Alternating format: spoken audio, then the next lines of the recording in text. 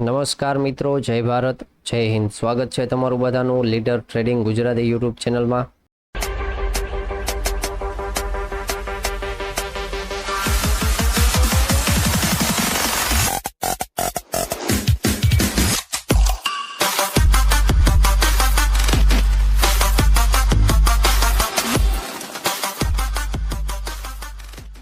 તો ચલો મિત્રો, આજે હતો સોમવાર અને 22 જુલાઈ.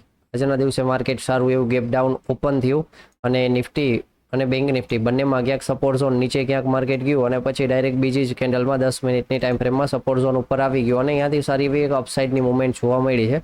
જે લોકો લેવલ ઉપર કામ કરે છે એને ક્યાંક, કારણ કે બેંક નિફ્ટીમાં પણ જોવા જઈએ તો અહીંયા જ જે સપોર્ટ ઝોન હતું આપણું જૂનું, તો માર્કેટ એના નીચે ઓપન થઈ અને સારી એવી મુવમેન્ટ જોવા મળી. અને નિફ્ટીમાં પણ છે 470નું સપોર્ટ ઝોન હતું, તો એનું લેવલ પણ એના એ છે જૂનું લેવલ, તો એમાં પણ સારી એવી મુવમેન્ટ અપસાઇડમાં જોવા મળી. પછી 10 ને 15 પછી જોશી તો માર્કેટ જ્યાં ચાલતું હતું ક્લોઝિંગ પણ એ જ જગ્યા પાસે આવ્યું છે, તો એમાં પણ બંનેમાં પછી મુવમેન્ટ હતી નહીં. પછી માર્કેટ આવતું હતું મુવમેન્ટ પણ સાઇડવેઝ વાળી મુવમેન્ટમાં ચાલતું હતું.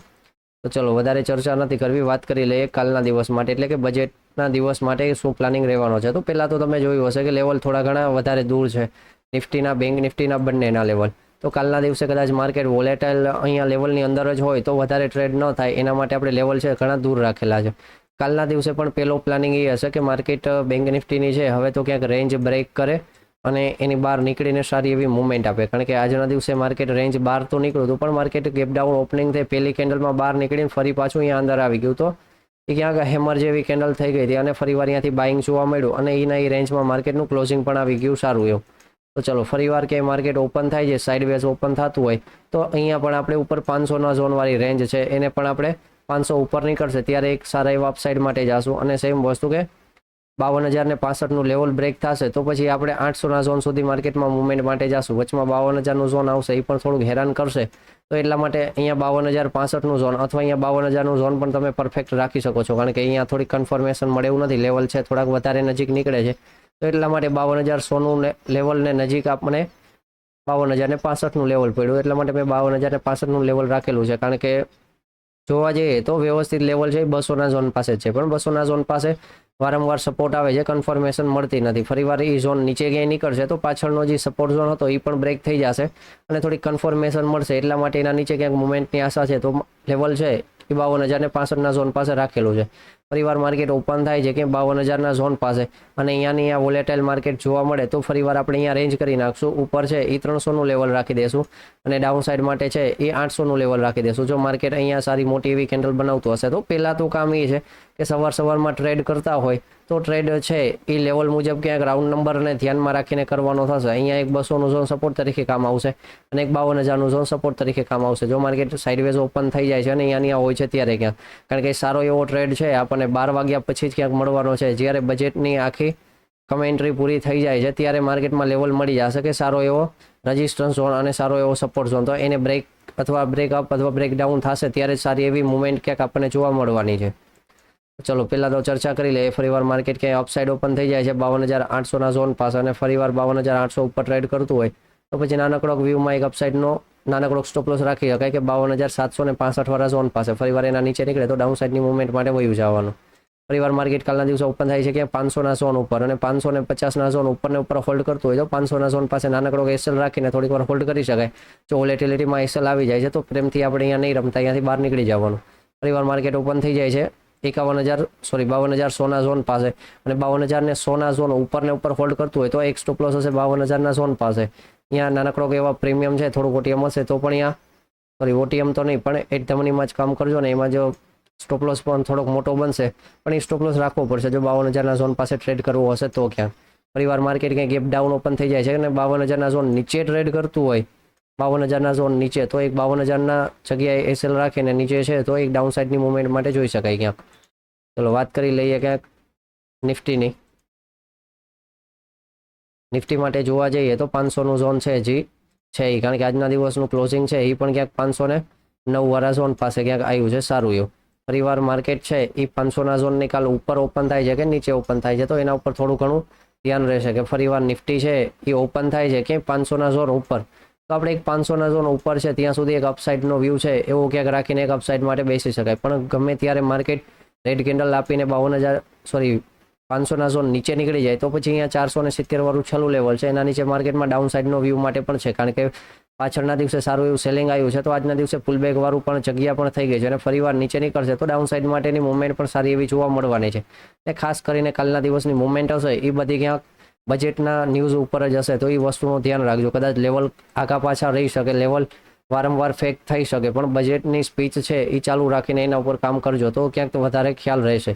ફરીવાર માર્કેટનું ઓપનિંગ થઈ જાય છે ડાયરેક્ટ 600ના ઝોન ઉપર ક્યાંય, તો 600ના ઝોન માર્કેટ ઉપર ઓપન થતું હોય તો અહીંયા નાનકડો જ એસએલ છે 580ના ઝોન પાસે. 580 ને ફરીવાર નીચે નીકળી જાય તો માર્કેટ 500ની રેન્જમાં આવી જશે અને અહીંયા ફરીવાર માર્કેટ 500નું લેવલ પણ જોવા મળી શકે છે. ફરીવાર માર્કેટ સાઇડવેઝ ઓપન થઈ જાય છે અને અહીંયા વોલેટાઇલ માર્કેટ હોય તો નીચેનું લેવલ છે એને થોડુંક નીચે કરીને 440 વાળી જગ્યાએ રાખી દેજો અને ઉપર સાઈડનું લેવલ છે એ 560 વાળી જગ્યા પાસે. જો માર્કેટ અહીંયા વોલેટાઇલ જોવા મળે તો એ ઝોનમાં આપણે ટ્રેડ કરવાનું એવોઇડ કરશે, અને જો બહુ વધારે વોલેટાઇલ માર્કેટ હોય તો 100 પોઈન્ટ ઉપર અને 100 પોઈન્ટ નીચે બંને સાઈડ આપણે જવા દેશું અને ફરીવાર કોઈ સાઈડનું બ્રેકઆઉટ આવે છે તો સારી એવી મુવમેન્ટ માટે ત્યારે જશું. માર્કેટ જો વધારે ગેપ ડાઉન ઓપન થઈ જાય છે 340ના ઝોન પાસે અને માર્કેટ સવારમાં રિકવરી નથી કરી શકતું, 400ના ઝોન ઉપર નથી જઈ શકતું ને ફરીવાર 340ના નીચે જ જો ટ્રેડ કરે છે તો એ એસએલ હશે એ સારો એવો ક્યાંક કામ આવી શકે છે. એના નીચે માર્કેટમાં ડાયરેક્ટ 200નું ઝોન છે અને 200ના ઝોન નીચે 24,000નું ઝોન પણ ક્યાંક જોવા મળી શકે છે સારું એવું. ચલો નિફ્ટીમાં પણ વધારે ચર્ચા છે નહીં, વાત કરી લઈએ ફિન નિફ્ટીની. કાલના દિવસે ફિન નિફ્ટીનો એક્સપાયરી દિવસ છે તો બધાની નજર ઓલમોસ્ટ ફિન નિફ્ટી ઉપર જ ક્યાંક હશે.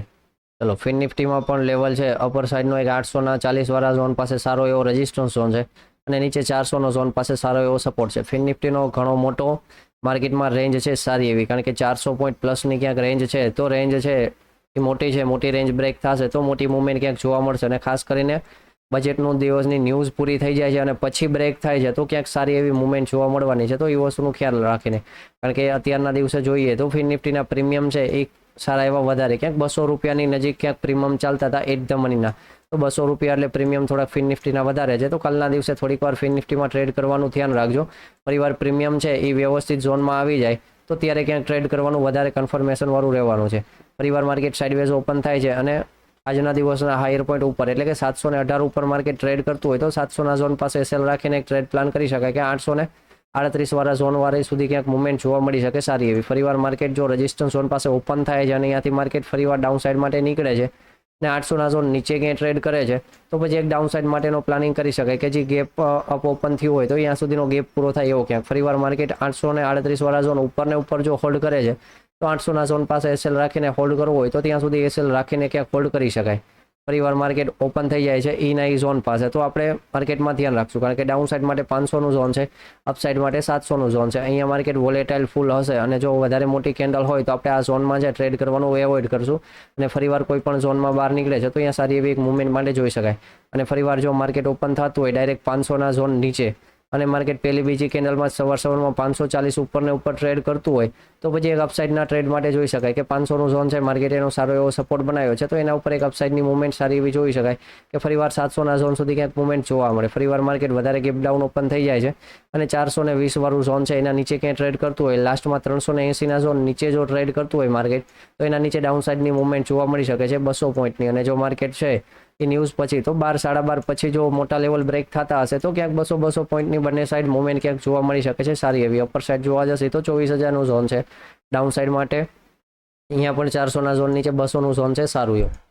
ચલો મિત્રો આવી રીતના ક્યાંક લેવલ મુજબ કામ રહેવાનું છે, પણ કાલના દિવસે જો ટ્રેડ કરવાનું છે એ ક્યાંક સ્કેલ્પિંગના વ્યૂ માટે રાખજો, કારણ કે મોટા એસએલ રાખશો તો પણ ક્યાંક મોટી કેન્ડલો બનતી હશે તો આવી જવાના છે, એના હિસાબે નાના એસએલ રાખીને કાલના દિવસે કામ કરવાનું રાખજો, કારણ કે બજેટનો દિવસ છે તો 2-3 દિવસ માર્કેટ સારું એવું વોલેટાઇલ રહી શકે છે એટલા માટે. ચલો મિત્રો, જય ભારત, જય હિન્દ. મળીએ ફરીવાર ટુમોરોના વિડીયોમાં અથવા કાલના દિવસે એકાદી કલાક લાઈવ વિડીયોમાં.